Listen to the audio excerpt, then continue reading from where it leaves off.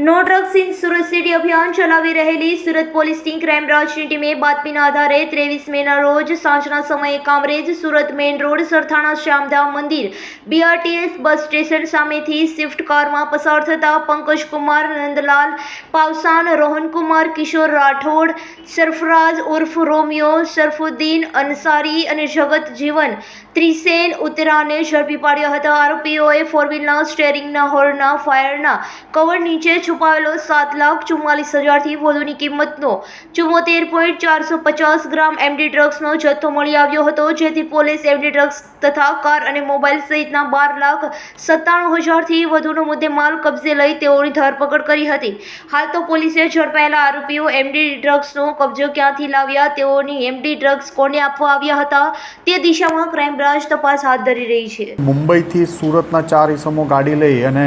Drugs લેવા ગયા છે અને આજે વહેલી સવારે પરત આવે છે. જે બાતમી આધારે ક્રાઇમ બ્રાન્ચની ટીમે સરથાણા શ્યામ મંદિર પાસે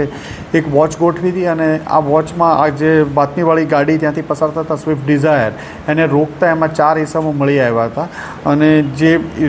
પંકજ પાસવાન, નંદલાલ પાસવાન ડ્રાઇવિંગ કરતો હતો, એની સાથે સરફરાઝ અંસારી, રોહનકુમાર કિશોરભાઈ રાઠોડ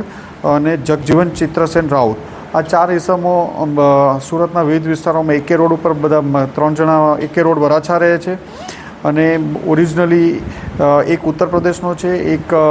સુરતનો જ છે, એક બલાગામ મોરબીનો છે અને એક ઓરિસ્સા ગંજામનો છે.